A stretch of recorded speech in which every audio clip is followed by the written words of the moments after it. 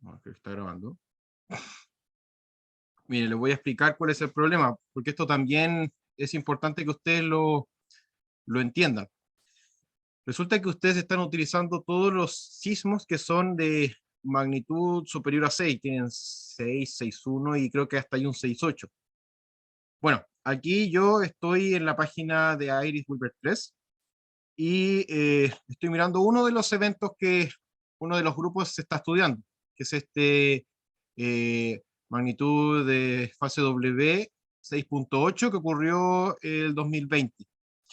Bueno, la cosa es que si es que ustedes ven cómo son las estaciones que están alrededor del evento, y esto es el problema que nosotros no vimos al principio, porque como estos datos nunca los habíamos usado, la verdad es que no teníamos, no notamos, se quedó pegada la página, pero si que ustedes ven estos sismogramas, la estación este, norte y Z, pueden ver que la Z y norte tienen como una especie de guatita acá, no sé si es que lo pueden notar.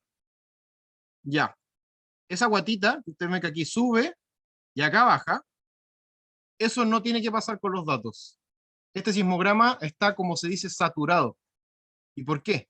Porque está tan cerca de la fuente y el terremoto es tan grande, o sea, bueno, no es que sea tan grande, pero es que es lo suficientemente grande y está tan cerca que la verdad es que las medidas, el registro que se hace en esta estación está incorrecto, no es muy útil para trabajar. Las medidas no nos van a servir, se distorsiona la señal. Y este tipo de comportamiento, como que hay una especie de envolvente que hace una especie de onda que sube y baja, eso es típico cuando una estación se satura. Bien, ahí tienen una para ese evento. Esperen, voy a cargarlo de nuevo. Un momentito, que se... Ah, CX. Ahí sí. Me acerco más. Ahí creo que les mostré esta que es la PB19. Por ejemplo, creo que esta también tenía otros problemas, que también la habíamos pasado, PB6. También tiene ese mismo efecto de saturación en el este y en el Z. Entonces, el problema de eso es de que la magnitud que ustedes calculen con esto no les va a servir. Y para ahorrarnos problemas con todas las estaciones, les resubí de nuevo, eh, perdón, les resubí de nuevo otros datos que, como les dije, sabemos que funcionan. Entonces, si ustedes abran la página de Ucursos y descargan nuevamente la tarea que puse versión 2, tarea 4, 2021, segundo semestre, versión 2, la P1 es la misma que yo ya expliqué el taller pasado, exactamente lo mismo. Así que no tiene, si ustedes ya habían hecho eso, no tienen que cambiar nada. Pero para la P2 cambiamos los datos. Ahora son los sismogramas de un evento que ocurrió el año 2013, cerca de Iquique.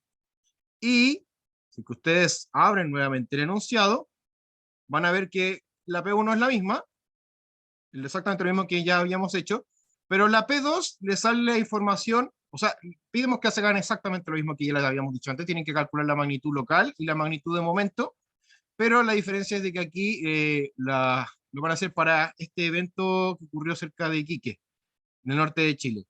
Les damos las coordenadas del hipocentro del terremoto, latitud, longitud y profundidad, que eso es lo mismo que ustedes obtenían de Seisan, aquí se los estamos regalando. Y además tienen la localización de cada una de las estaciones con respecto al epicentro. Aquí tienen su ubicación espacial, latitud, longitud de cada una de estas estaciones, MNMSX, PATA, PSGSX, etcétera. Y este delta X, o sea, este delta kilómetros es la distancia epicentral. O sea, es como la distancia radial entre estación y fuente. ¿Ok? El resto es exactamente lo mismo.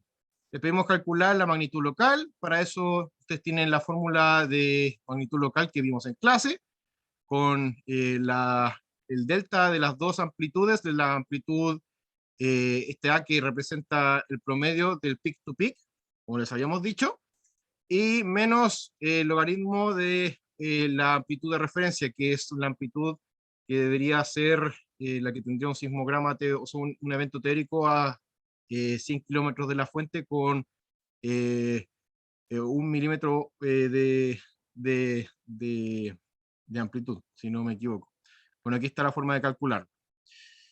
Entonces, lo mismo, ustedes tienen que utilizar la función graph, WA, para graficar cada uno de los sismogramas. Tienen que calcular, hacer una función que calcule la magnitud local y tienen que promediar las magnitudes de las componentes horizontales, es decir, componente norte y componente este, y luego calcular el promedio de cada estación.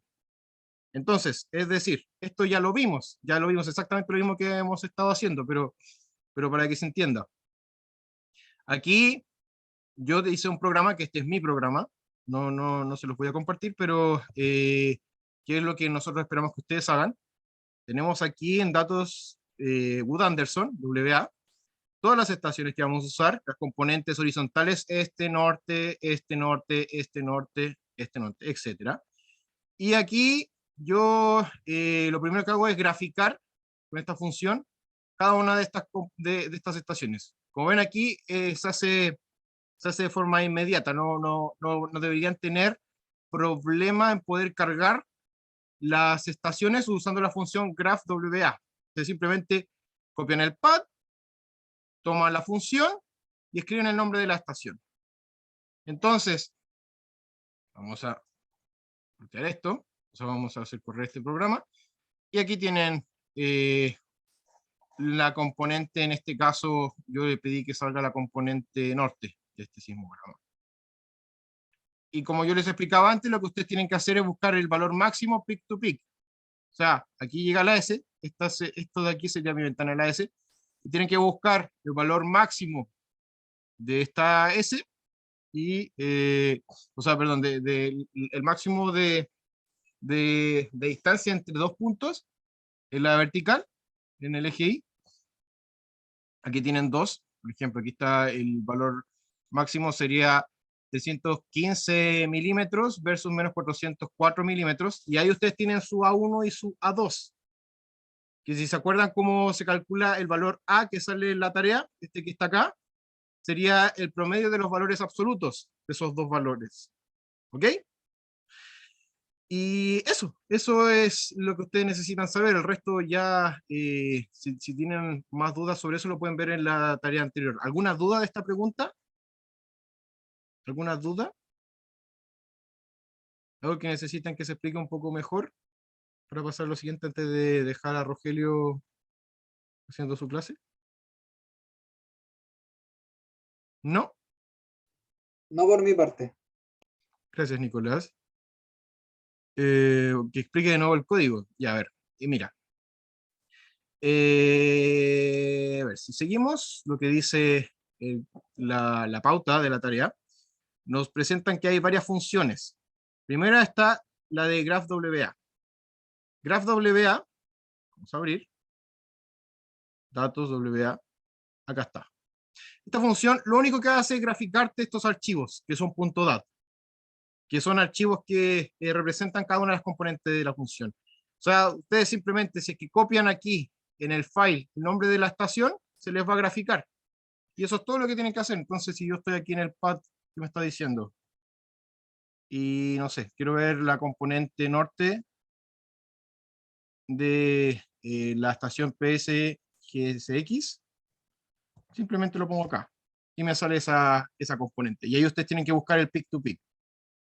Y lo mismo para cualquiera. Yo como mi archivo, mi programa que estoy usando no está en la misma carpeta, entonces le puse el pad. Es simplemente eso.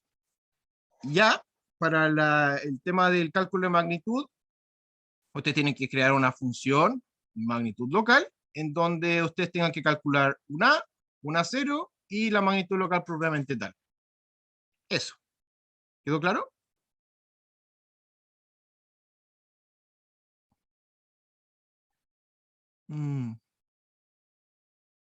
Ya, muy bien. Perfecto, perfecto, Matías. Qué bueno que entendiste.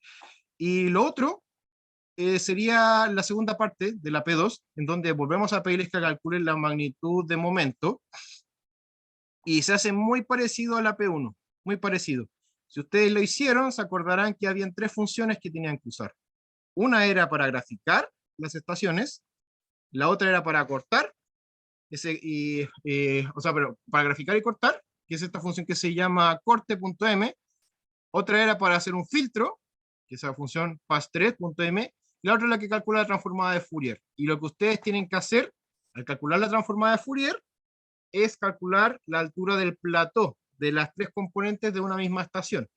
Ya les expliqué lo que es el plató, que sería como la parte plana del espectrograma, que es la zona que tiene la mayor parte de la amplitud, que representa las frecuencias asociadas a la ruptura, propiamente tal, y tienen que calcular la magnitud de momento a partir de esta relación, que representa los parámetros del plató, donde tenemos la velocidad de onda S, la densidad del suelo, el factor de superficie libre, que es un parámetro adimensional. También necesitan la distancia fuente-estación, por lo que si es que tienen aquí la profundidad de la fuente, de la distancia horizontal de las estaciones, entonces necesitan hacer un triángulo, triángulo rectángulo. O sea, tienen aquí en la vertical tienen el epicentro y la profundidad tienen el hipocentro. La estación estaría un poquito a una distancia X. Entonces, su R sería el cateto del triángulo. ¿Ok? Entonces, delta sería la distancia horizontal, una de las hipotenusas. Perdón, uno de los catetos. Eso, uno de los catetos. La profundidad sería el otro cateto y el R, la distancia fuente-estación, sería la hipotenusa del triángulo. Eso. Y las funciones son las mismas que ya habíamos hablado antes. Ustedes van a la carpeta datos int, que es la carpeta que tiene los datos de para el, ¿cómo que se llama esto? Para la segunda parte de la tarea, y van a ver que hay una función que se llama corte, que es donde ustedes ponen cada uno de los archivos. O sea, si es que aquí antes pusimos graph WA, ustedes simplemente en corte ponen cada una de las estaciones, de las componentes que está acá. Luego tienen que hacer un filtro.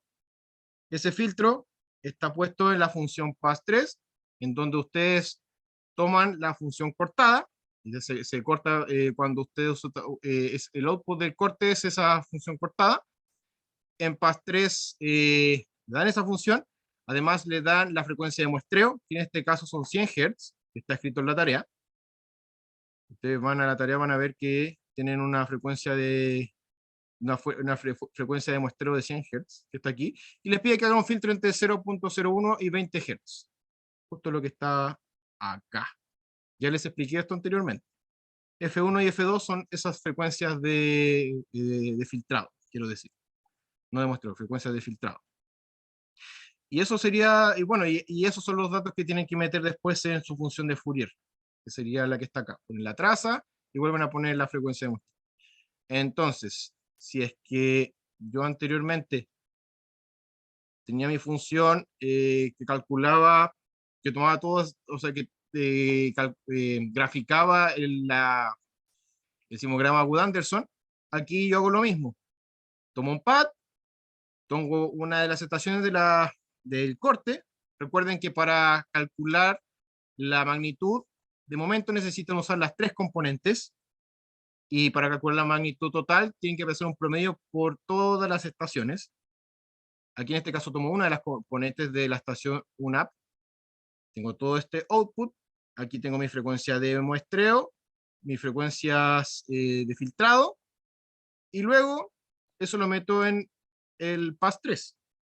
Y la salida de ese pass3, que sería esta función filtrada con su tiempo, lo meto en Fourier, la traza filtrada y la frecuencia de muestreo. Entonces, si yo corro esta función, esto ya lo hice, pero de nuevo, pincho en el inicio de la S, pincho en el final de la S, hago clic en la bolita de mi mouse, y aquí tenemos nuestro espectro. Y este sería el plató, esta zona de acá, que sería un valor del orden de 10 elevado a menos 4. Entonces, 10 elevado a menos 4 sería el valor de el plató, en este caso, de la componente Z para esta estación. Esta de aquí. Y eso sería todo. ¿Alguna duda? Aquí están explicadas las funciones que necesitan. Que esto yo ya lo expliqué. Esto es simplemente un recordatorio. Pero eso. ¿Y alguna duda antes de para que siga Rogelio? ¿Está todo claro?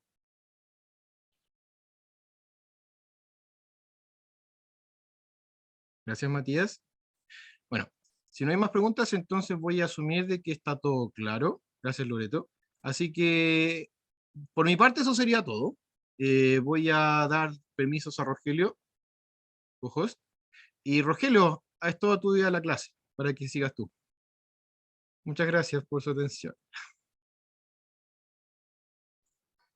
Hola, hola. ¿Cómo están? ¿Cuántos hay acá? Felipe, Loreto, Matías, Nicolás. Ya, bueno.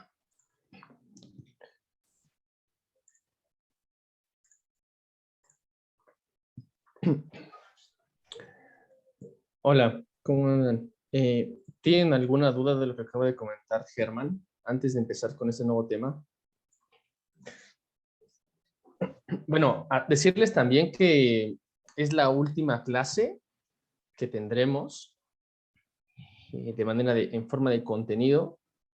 La siguiente clase, que es el día viernes, será solamente de dudas, ¿vale?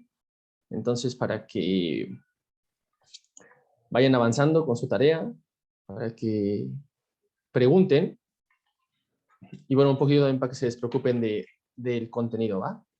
Vamos a ver ahora en esta clase, que diremos que es la clase final de contenido, un poquito algo fuera de lo que hemos estado viendo, cuestión de la sismología, que no está nada apartado, no es que sea muy diferente, sino que ahora vamos a ver una parte más ingenieril, que es la aplicación de la sismología o de la sísmica en diferentes contextos.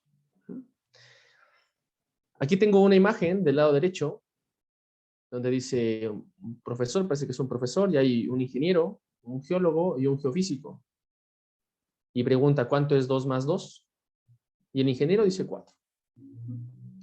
El geólogo, entre 3 y 5, porque es la disciplina un poco aproximada, sí, yo digo que hay calizas, pero ¿qué tanta porcentaje de calizas con respecto a arenas, con respecto a, ¿sí? Entonces, entre 3 y 5, y el geofísico dice, ¿cuánto te gustaría que fuera? Un poquito este dibujo de risa, o, eh, representa un poquito lo que es la geofísica y lo que son las ciencias de la Tierra, ¿sí? Un poco la idea de dónde estamos, qué hemos podido descubrir o qué hemos podido analizar con estas técnicas y cuáles son los posibles resultados que obtenemos ya en la parte ingeniería. Entonces vamos a comenzar. Vamos a ver con la sismología como aplicación en la geofísica. Y bueno, principalmente a partir de que hay dos tipos de sensores. Un tipo de sensor que es en tierra, que es un sensor regular de periodo largo o de corto periodo. Hay dos tipos. ¿Sí? Los antiguos son solamente para altas frecuencias, a partir de 2 Hz para arriba, de 1 Hz para arriba. Pero hay otros que ya son de banda ancha. ¿Sí? Poco a poco empieza a evolucionar la tecnología y se empiezan a desarrollar mejores equipos. Estos ya alcanzan frecuencias desde 0.03 hasta 100 Hz. ¿Sí? Y hay otros que se utilizan también en el fondo marino. Estos son sensores OBS, que se llaman Ocean Bottom Seismometers, y se colocan en el fondo marino a 1000, 2000, 3000 kilómetros, 3000 metros, ¿sí? 3000 metros de profundidad, y se colocan ahí y se mide la sismicidad en el fondo marino, ¿vale? Entonces tenemos dos, los de tierra y los de mar. Ahora, este de aquí es un registro sísmico del centro sismológico, así es como se ven las señales. Cada una de estas horas, cada una de estas líneas representa una hora. Aquí está en GMT, la hora 1, la hora 12, hasta la hora 24. Y esta es la hora local. En este caso es un registro de México, un registro del sismo ocurrido el 19 de septiembre. Este es del 18, el registro del día 18, el 19 de septiembre de 2017. Y podemos ver que viene la sismicidad. Cada uno de estas señales que podemos ver acá, bueno, pues representa quizá posibles sismos. Entonces, durante ese día, durante 13 horas antes, se ve que hay bastante sismicidad en esta estación, mucha sismicidad, y de repente llega el evento sísmico que llegó acá, a las 13, casi con 15 minutos, hora local. Y vean cómo está la amplitud. Y es un poco lo que pasa con los datos, que están viendo en su tarea. Cuando nosotros analizamos datos cercanos, y permite el sensor detectar esas amplitudes. Por ejemplo, todos estos son detectados Aunque este es un pulso grande, es un gran sismo también, bueno, es una gran señal de energía, cabe muy bien en el registro. Pero este sismo ya se sale de los registros. Si se dan cuenta, ya se desborda. Entonces, decimos en la parte de la sismología o en el gremio de la sismología que se satura el registro. Ajá. Ese término es común para comprender las señales sísmicas dentro de un registro como este continuo. Ahora, dentro de estas señales, podemos dividir en dos. Las señales de sismo, que son los pulsos que podemos ver ahí, y todo lo que no es eso, todo lo que no es sismo. ¿Sí? Un conjunto, y el conjunto lo dividimos adentro del conjunto, hay un circulito interno, que son los sismos, pero todo lo que no es sismos se le conoce como ruido sísmico. Todo lo que está aquí, por ejemplo, de color azulado, de color azul, se le conoce como ruido sísmico. Esta parte de acá. Y ese nombre se le atribuyó aproximadamente hace unos 50, 60 años, porque lo que se analizaba antes, o lo que se analizaba, eran puros terremotos. Lo importante eran los terremotos. Todo lo que no era terremoto era ruido.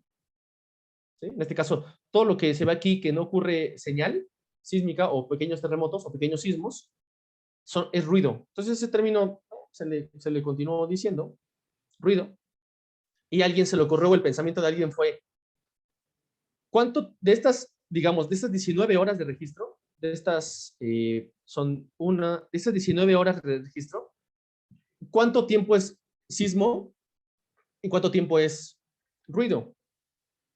Sacando una proporción, más o menos dijo, el 6% de todo este tiempo de señal es terremoto o es sismo y el 94% es ruido.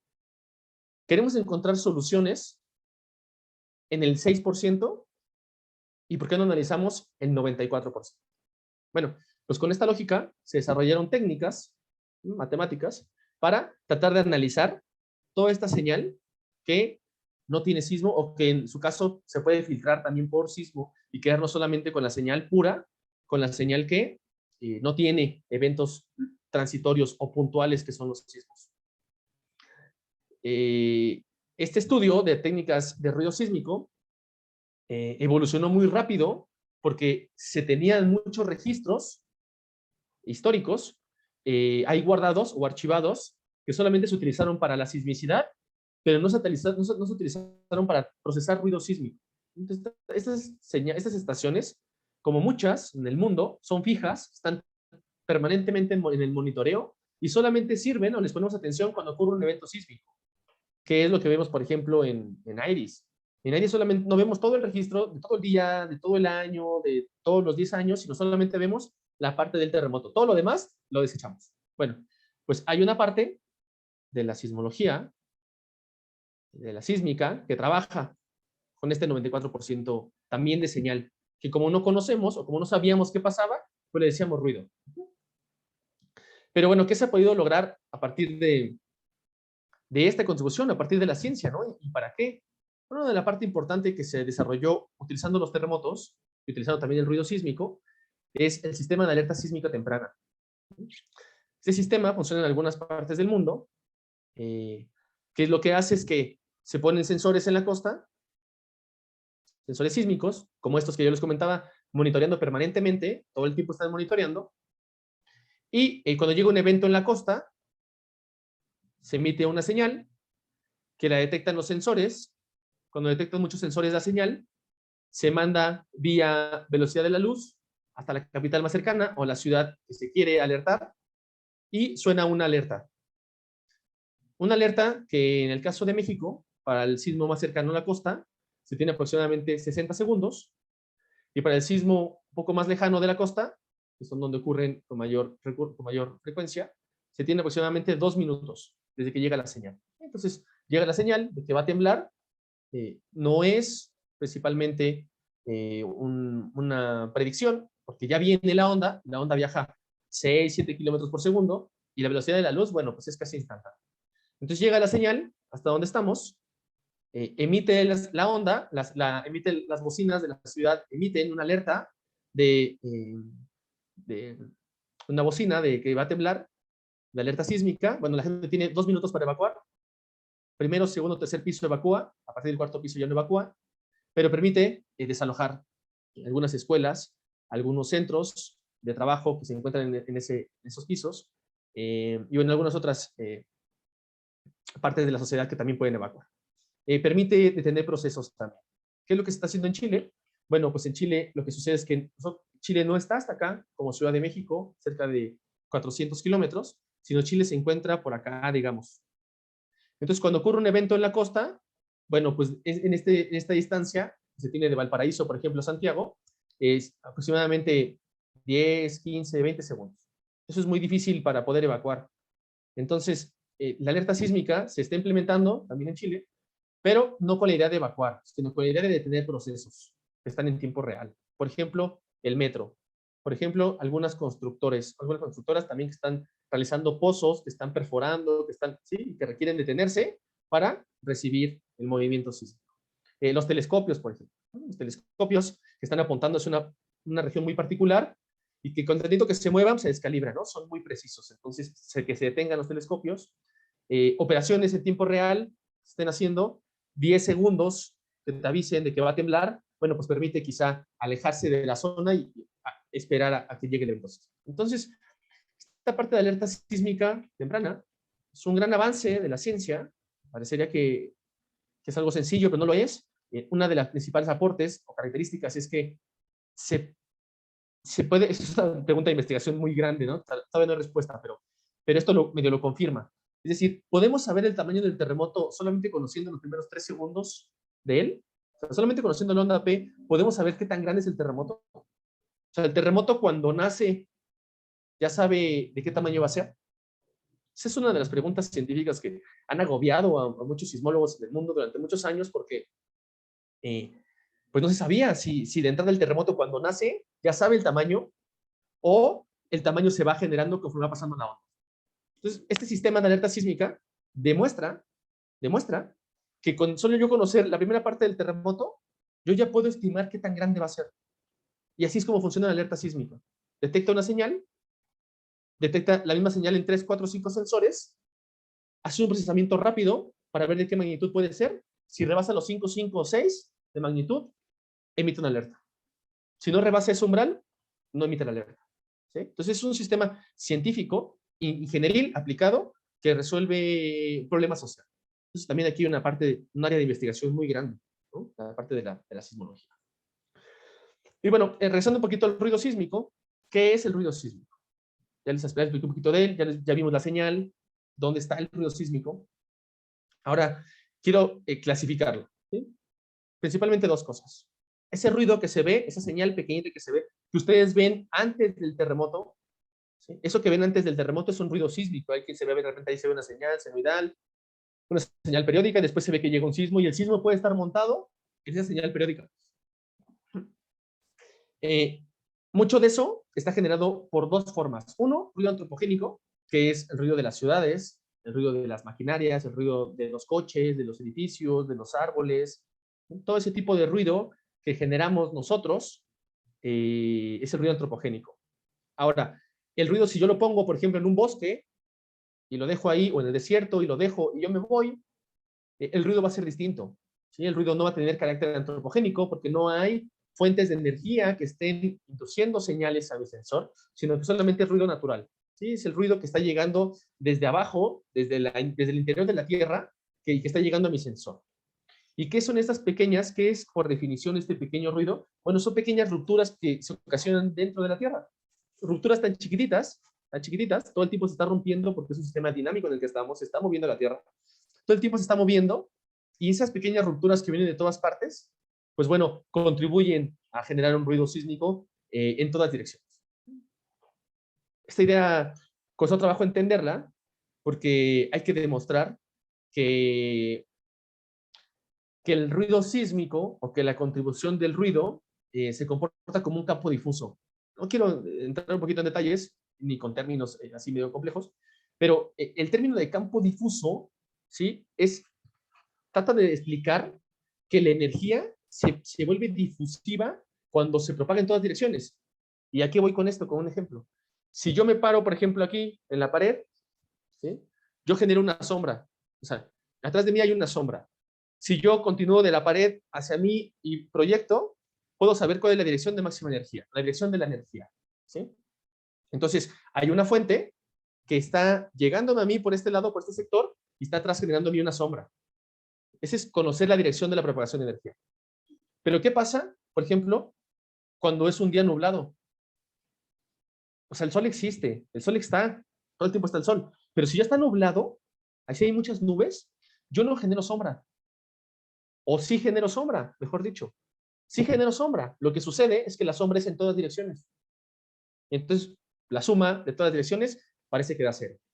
¿Sí? Entonces, no es que no haya sombra, no es que no haya una fuente. Sí existe la fuente, solo que el medio, las nubes, hacen la difusión de la onda se difracta, la onda se cambia de dirección para todas partes, entonces a mí me llega la energía en todas direcciones, por lo tanto yo no hago sombra.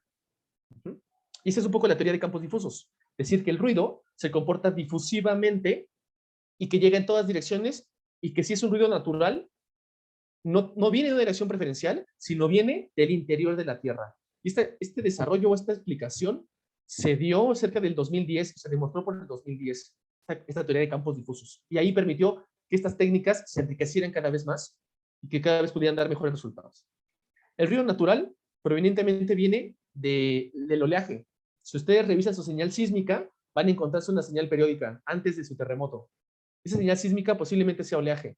Entonces viene del oleaje, viene del viento, viene de la temperatura, viene de otros factores naturales, pero que están contribuyendo a la formación de este ruido sísmico ambiental. Aquí tenemos, por ejemplo, un detector, por aquí, y vemos que la señal en la teoría de campos difusos, pues viene en todas direcciones. No hay una dirección preferente. ¿Qué se hace con esto? ¿Qué se ha podido hacer con esto? Bueno, pues se ha podido integrar ahora toda esta área del ruido sísmico, del procesamiento de datos sísmicos, en la parte de la construcción.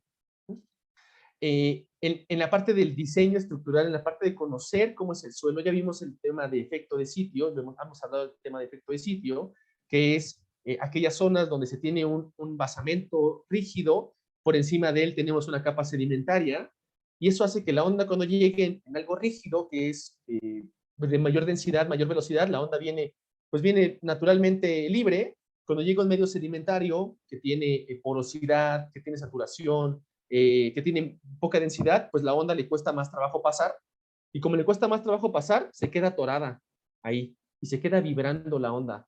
Pasa y se queda como una especie de una jalea ahí, porque no sabe para dónde irse, y se queda atrapada en ese medio. Y eso que se queda atrapado genera el efecto de sitio, genera que esas frecuencias donde está vibrando la onda atrapada puedan coincidir con las estructuras y que las estructuras puedan sentir ese daño. Por eso es que también se analiza el efecto de sitio o el ruido sísmico. Ahora, ¿qué se hace con este ruido sísmico? Vamos a ver, bueno, no vamos a ver. Ustedes, si siguen la línea de la geofísica, o los que son geofísicos, los que no, se lo comento ahora, van a llevar una clase en el posgrado que se llama, bueno, creo que es el posgrado, que se llama sismología aplicada. Y yo se lo recomiendo. Porque esencialmente vemos esta parte. Vemos el análisis, toda la clase, o la mitad de la clase, el curso, se trata de analizar el ruido sísmico. ¿Y qué hay? Hay unas técnicas, como acá tenemos H partido por B, que no es más que el análisis de la componente horizontal de un sensor con respecto a su componente vertical, V, es un cociente. Es un cociente que da un resultado y que explica muy bien el efecto de sitio. ¿Qué es SPAC? Es una técnica de análisis de ondas, de correlación, de similitud. Es decir, pasa que una onda genera un pulso en un sensor, viene la onda, genera otro pulso en otro sensor. De ruido sísmico, un ruido normal. Entonces, cuando yo las comparo las ondas, veo que coinciden y calculo el tiempo que tardó en llegar de uno a otro. Conozco la distancia, conozco el tiempo, calculo velocidad. Entonces, esta pequeña curva que yo veo acá es en frecuencia y aquí arriba es en velocidad. Entonces, depende de la frecuencia y la longitud de onda, va a tardar en llegar hasta de un lado al otro. Entonces, cierta frecuencia va a tardar un tiempo en llegar, otra frecuencia otro tiempo, otra frecuencia otro tiempo. Sí, depende de la frecuencia, es el tiempo. Por lo tanto, como yo tengo diferente tiempo, pues tengo diferente velocidad. Entonces, cada frecuencia llega a diferente velocidad. Y aquí puedo ver a altas frecuencias pues velocidades más bajas, frecuencias intermedias, velocidades más altas, frecuencias bajas, velocidades mucho más altas. Entonces la frecuencia tiene que ver con la profundidad. Baja frecuencia, más profundo; alta frecuencia, la parte somera. Acá arriba alta frecuencia, acá abajo baja frecuencia. Con esto hemos podido correlacionar con la geología. Es un trabajo del profesor César Pastén y también del profesor Sergio Ruiz, donde se ha podido analizar este tipo de datos en la cuenca de Santiago y correlacionar con la geología. Se dan cuenta, por acá dice HBSR, de la técnica de cocientes espectrales, y los puntos rojos son menor que 2, los puntos blancos son entre 2 y 3, y los puntos amarillos son mayores a 3. Y aquí tenemos algunas señales donde hace hincapié o hace diferencia entre las zonas rígidas, las zonas no tan rígidas y las zonas blandas. ¿Sí? Zonas de transición de las zonas blandas. Entonces, importante hacer este análisis en la ciudad para poder implementar un mejor reglamento de construcción y poder explicar a los ingenieros civiles cómo tienen que construir dependiendo de las condiciones del suelo que existe donde van a construir. Es importante conocer eso. El profe Sergio les ha hablado mucho de la zona empresarial, ¿ah? Esa zona donde está construido sobre un efecto de sitio, donde hay un gran efecto de sitio y que requiere hacer estudios de geofísica más avanzados para poder saber sus limitantes y las zonas en las cuales está la transición y después está la zona rígida, ¿no? La zona de roca. Se utiliza también en la parte de la arqueología, para la arqueometría, también se le conoce, donde con estas técnicas también de ruido sísmico se ha podido iluminar estructuras. Es decir, antes de llegar a picar, antes de llegar a destruir, le llaman a un geofísico, le llaman a un sismólogo, le llaman a alguien que analice estas técnicas. Bueno, coloca sensores, que es una vista en planta de la pirámide de Teotihuacán en México, la pirámide del Sol. Querían saber qué hay adentro, de qué está compuesta, tiene algún daño por esta parte, querían saber qué pasaba. Bueno, se pusieron sensores dentro de la parte superior, uno interno también. Por aquí se entra, por aquí un costado se entra la parte interior, por dentro de la pirámide, ¿no? Es un túnel que existe desde que se hizo la pirámide, hace más de como 2000 años, más de 2000 años, ¿no? Es un túnel natural todavía y se entra y por dentro se pone un sensor, se puso un sensor, pusimos ahí dentro el sensor. Y con eso hicimos todo el análisis estructural. Bueno, con estas mismas técnicas encontramos un modelo de velocidades, donde aproximadamente de altura tiene 50 metros, y ahí ya viene la parte del suelo. Entonces este pedazo de aquí es la pirámide, y así se analizó para cada uno de los puntos. Y haciendo este tipo de procedimiento, se llegó a la conclusión de que había una zona, que es esta zona de acá, que tiene una mayor hidratación, tiene mayor contenido de agua, que por lo tanto es la zona más importante para su reparación o para su reconstrucción. Sí, no toda la pirámide, sino solamente esa parte de la pirámide. Y bueno, ahí este trabajo hace cortes internos, se ve cómo está por dentro, se ve cómo hay una pirámide toda por dentro. Entonces, tiene buenos resultados estas técnicas no invasivas, ¿sí? De forma natural. ¿Qué otros proyectos se han realizado? Este proyecto participé yo en el 2017, donde analizamos, pusimos sensores en un campo geotérmico, donde en la cordillera de los Andes pusimos ahí un arreglo sísmico de muchos sensores, eran cerca de 17 sensores, y medimos líneas, o hicimos trazos de ondas, después lo rotamos un mes, luego otro mes lo rotamos, utilizando estas mismas técnicas, hicimos modelos en tercera dimensión, ¿sí? Aquí también lo vemos, este es por capas de frecuencia, esto ya es invertido en tercera dimensión, vemos que aquí hay una zona anómala, que es la geotermia. Bueno, la geotermia es aprovechar la energía interna, el calor interno de la Tierra para generar electricidad. Y bueno, no solamente electricidad, sino otros procesos industriales también, deshidratar la madera, deshidratar frutas y verduras, calefacción, invernaderos, aguas termales, una infinidad de aplicaciones que tiene la geotermia en su aprovechamiento de alta temperatura y también de baja temperatura. ¿Y qué propusimos al final? Bueno, aquí habían esos pozos perforados de geotermia y aquí había sismicidad también local de esta zona. También localizamos la sismicidad para que vean que también se aplica lo que hemos estado viendo en el curso. Y de color morado definimos con todo este análisis un posible reservorio de geotermia. Entonces se dan cuenta, los pozos perforados caen sobre estas áreas, caen sobre estas zonas, que esas son las que nosotros encontramos como potencial geotérmico, pero también hay otra zona por acá, donde posiblemente sea una zona, o por acá, de perforación de pozo para más extracción de geotermia.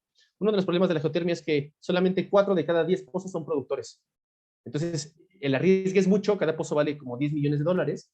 El arriesgue es mucho, hay mucho dinero para que cuando se perfore diga, híjole, no era ahí, ¿no? Por ejemplo, le puedo perforar acá, aquí le puedo perforar, decir, ya, es que está entre medio en medio de estos, pues ni modo que no haya. Pues le puedo perforar acá y puede que no haya, no exista potencial. Entonces, por eso es muy costosa la geotermia, porque todavía los métodos, aparte, bueno, no quiero decir que antes de esos resultados, pero históricamente la geofísica ha podido encontrar muy poco, ha podido dar muy buenos resultados en cuestión a lo complejo que es la parte geotérmica.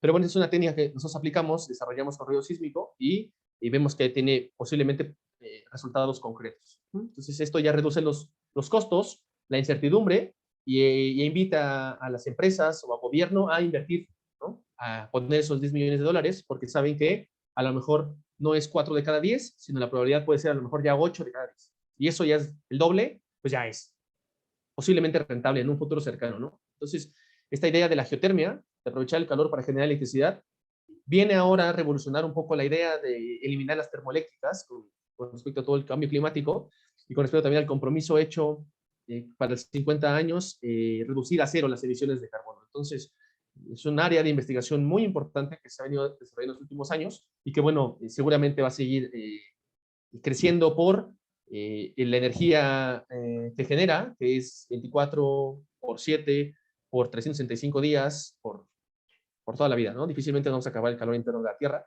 y da buenos resultados.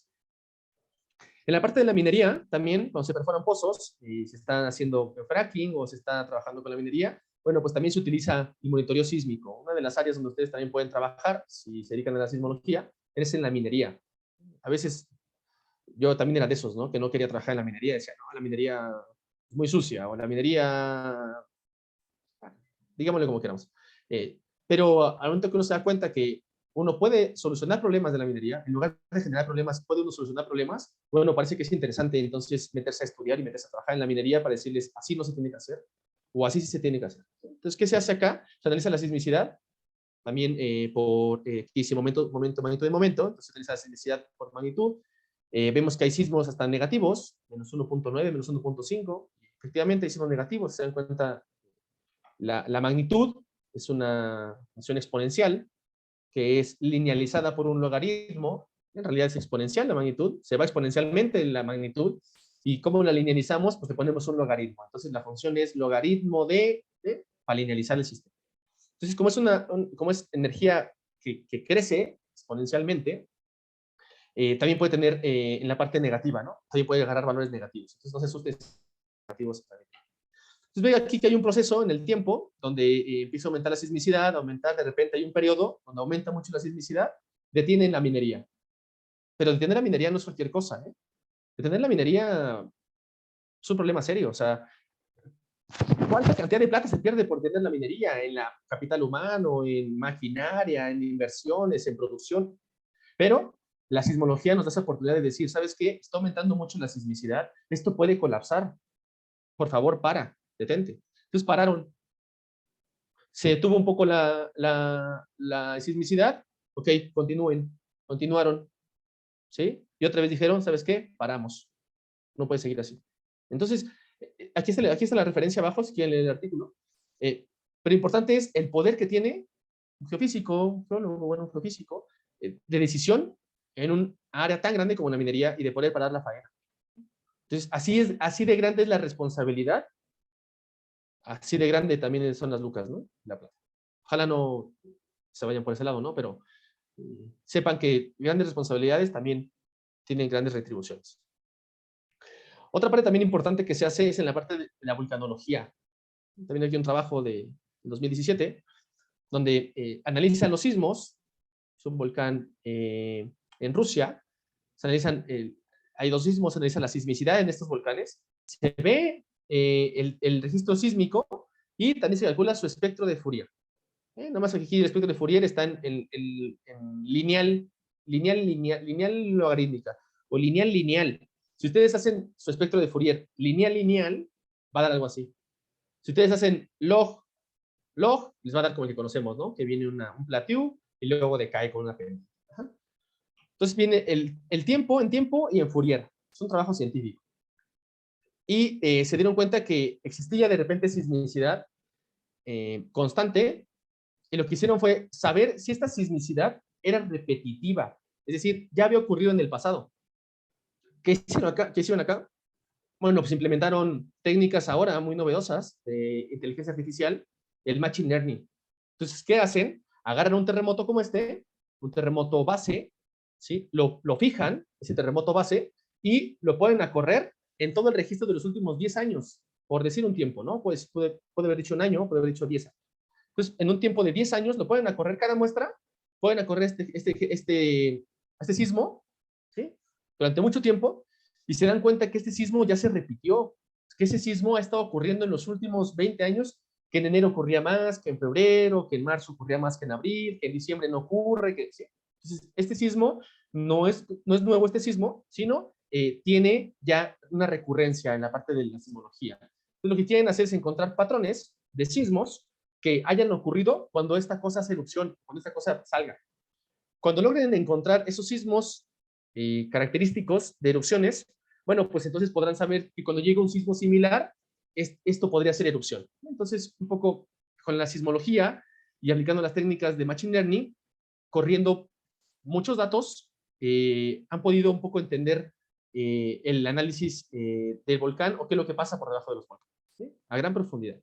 Entonces, aquí esta imagen, esta figura, representa la sismicidad, ¿sí? Y representa las zonas donde están ocurriendo los terremotos. Aquí dice, aquí lo que les presento es un terremoto, pero en todas estas estaciones. Y esto se le conoce, dice template, es una plantilla. Esta plantilla es la que se pone a correr con todas estas mismas estaciones los últimos 5 años. ¿Sí? Y se encuentran patrones de comportamiento de terremotos que ocurrieron en el pasado, que no los detectamos, que no los vimos, pero que existieron. Es otra cosa importante. Hay cosas que no vemos, pero existen. No, sin meterme a otro ámbito que no sea el científico, ¿no? ¿Y qué me refiero con eso? Por ejemplo, las ondas sísmicas. ¿Sí? Yo tengo mi celular y yo marco por teléfono, pero yo no veo la onda sísmica. Pero el que no lo vea no quiere decir que no existe. ¿Sí? Existe, no lo veo. Entonces, igual pasa acá. Este template existe, pero puede existir en otro tiempo que quizá yo no me di cuenta, quizá está dentro del ruido y que se enmascara en el ruido, pero que existe. Estaba ahí. Y luego se analiza esta sismicidad y se ven aquí algunas zonas con posibles errores y se ve otra zona por acá también donde hay mucha sismicidad.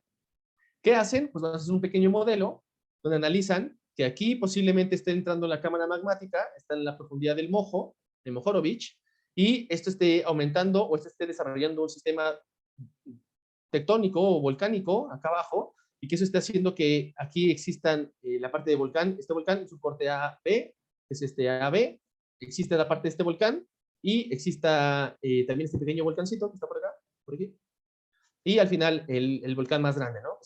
Entonces, con la sismicidad, lo que se ha podido hacer es definir un poco lo que ocurre abajo. ¿Nos consta? No, pero es lo que tenemos. Entonces hay que trabajar con eso. Y bueno, este es un poco de ver la sismicidad acumulada y ver un poco la actividad sísmica en el tiempo. O sea, datos que se pueden correlacionar también con algunos otros parámetros, algunas otras mediciones hechas en el sitio. No solamente hemos podido analizar la Tierra, sino aparte se ha podido llevar estos sensores sísmicos a la Luna y a Marte.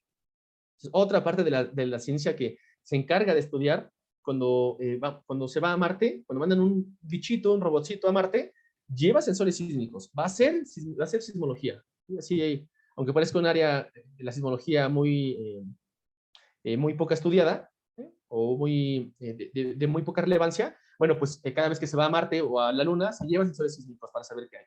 ¿Y por qué saber qué hay? Bueno, porque tenemos que saber si Marte está vivo, tenemos que saber si Marte se mueve, tenemos que saber si realmente no hay una corteza como nosotros tenemos, no hay un sistema tectónico, no hay volcanes, etcétera, ¿no? Entonces hay algunos estudios donde han encontrado con sensores sísmicos terremotos, pero principalmente también se han llevado sensores para poner arreglos y cuantificar el ruido sísmico, que es lo que platicamos en un momento. Se llevan sensores para analizar el ruido sísmico, ya no solo la sismicidad, sino el ruido sísmico ambiental. ¿Y es esto? ¿Para qué? Lo que yo les comentaba, bueno, para calcular modelos de velocidades. Y después, modelos de velocidades a profundidad. ¿Sí? Cuando ya tenemos un modelo bien definido, ya no en frecuencia, sino en profundidad y velocidad, aquí en frecuencia y velocidad. ¿Sí? Entonces, La idea es calcular modelos en Marte y saber de qué está compuesto Marte. No vamos a ir a escarbar un pozo a Marte. No vamos a ir con un pico o con una pala o con algo a hacer un agujero. No vamos a ir a hacer un pozo a Marte, pero sí vamos a ir a hacer geofísica, o se está haciendo geofísica. Y eso se llaman lunamotos. No se llaman terremotos. Terremotos son en la Tierra. Se llaman lunamotos. ¿Va? Y en la Luna, en Marte, también hay, en agosto, octubre de 2017, se detectó un terremoto de magnitud 7, me parece. Y hay alguna información también por ahí de sismos en Marte, y también se llaman martemotos. Y aquí se ve la señal sísmica. Entendamos que el tiempo en la Tierra no es igual que el tiempo en Marte, entonces el tiempo aquí está medio raro. Sol 1, Sol 2, Sol 3, que son las vueltas que tardan el Sol. No hay como tal un tiempo terrenal para el Marte, pero bueno, se analiza en el tiempo y también utilizando ruido sísmico ambiental se calculan modelos de velocidades, ¿vale? Para Marte. Sabemos cómo está compuesto Marte por la geofísica o por el ruido sísmico ambiental procesado para obtener modelos de velocidades a profundidad. Una de las publicaciones más recientes, hechas el año pasado, respecto a tiene que ver con la pandemia. Hay zonas donde los sensores sísmicos en las ciudades tenían gran movimiento, gran contribución de ruido, y cuando llegó la pandemia, flop, ¿no? Todos nos encapsulamos, todos nos encerramos, y ese ruido desapareció y permitió ver pequeños terremotitos que existían, que dentro del ruido pues se perdía, ¿no? Entonces, permitió hacer otro análisis, un análisis único, digo único porque difícilmente vamos a volver a regresar otra vez a esos sistemas donde todos estamos encerrados y se puede analizar mejor el ruido sísmico. Y observaron que se pudo observar el comportamiento a partir del cierre, donde dijeron, hay cierre total, cómo disminuyó el ruido sísmico hasta niveles que nunca antes había visto, ¿no? Esto abrió también otro mundo en la sismología o en el análisis del ruido sísmico, porque ahora permite cuantificar la presencia o ausencia de poblaciones o sociedades o grupos de trabajo en cierto lugar en específico. Por ejemplo, los supermercados. ¿Sí? Tienes gente en los supermercados que a lo mejor a las 8 de la mañana, 9 de la mañana no lo utilizas, pero a la 1 de la tarde necesitas más de la que realmente tienes, pero a las 5 de la tarde ya no lo utilizas. Entonces, ¿cómo sé en qué momento llega más gente? Hay una persona a veces en la entrada contando, hay una persona a veces, cuentan las personas que entran y que salen, pero no se cuenta en el tiempo.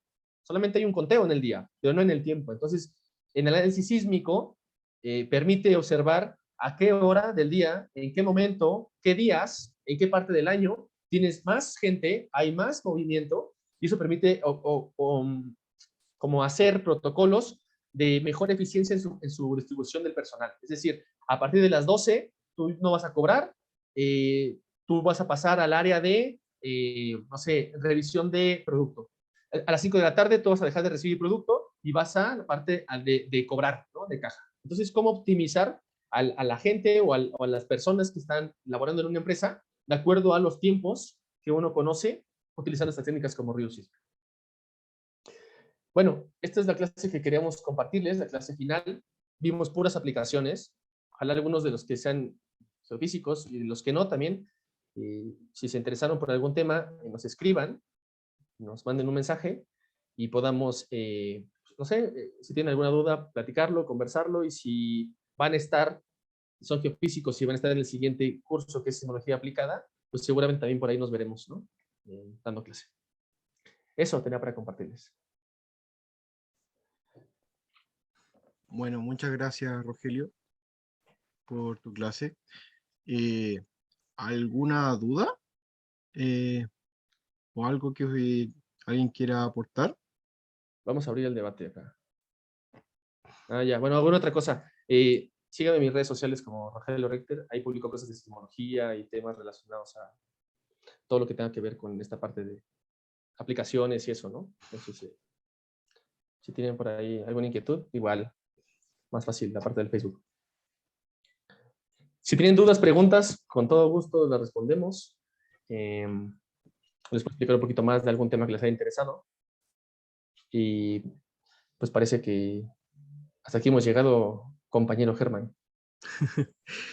Muy bien, Rogelio. Muchas Podemos gracias dejar de grabar y si quieren conversar, vamos a lo fuera de la clase si quieren.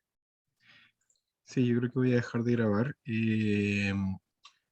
Una una última acotación de mi parte, más pedestre, no tan elevada como esto. La tarea tiene como fecha el viernes de la próxima semana.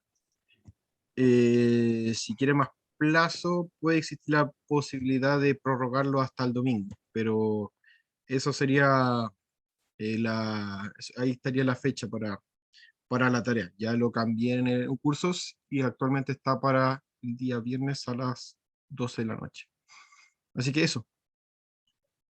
Si es que alguien quiere decir algo, algún comentario, cualquier cosa, este es el momento. Y si es que tienen dudas de la tarea, por favor, vayan el viernes a la última clase donde Kellen los va a ayudar y les va a responder cualquier inquietud que tengan. Y sería todo el curso de sismología. Así que eso, ¿alguna duda? Por mi parte no tengo dudas, solo agradecer a ustedes, Hernán y Rogelio, bueno, por estar hoy presentes y a todo el equipo docente. Muchas gracias, Nicolás. De verdad, Estuvo bueno. fue un gusto hacerles clases y espero que nos volvamos a ver en otra oportunidad. Si no ya presencial, el próximo semestre, si quieren visitar el centro sismológico, podemos organizarlo, nos mandan por ahí un correíto y podemos organizarlo para hacer una visita al centro sismológico si es que les interesa. Va. ¿En Cuídense. parte, ¿Cómo? qué parte está el centro sismológico? Está en Buchef, está en el departamento de civil, el que está entrando por, Blanco Encalada. no, por Blanco, ahí luego entrando por Blanco, primer piso, del lado izquierdo, ahí está el centro sismológico. Excelente. Geología, frente de geología, creo, por ahí está. Civil, geología, bueno, pero está en civil. Pero ahí está el centro sismológico, primer piso. Hidrodinámica se llama el edificio. Ahí, Está afuera. eso. Ahí estamos. Cuídense entonces. Nos vemos pronto. Que tengan buena semana y nos vemos. Cuídense, muchas gracias. Chao a ustedes por Gracias. venir. Chau. Chao, Chao. muchas gracias. Chao. muchas Chao, gracias gracias por a todo. todos. Chao. Nos vemos, Rogelio. Chao. Chao, Germán. Gracias por participar hoy día. Ya, ahí estamos. Nos vemos. Adiós.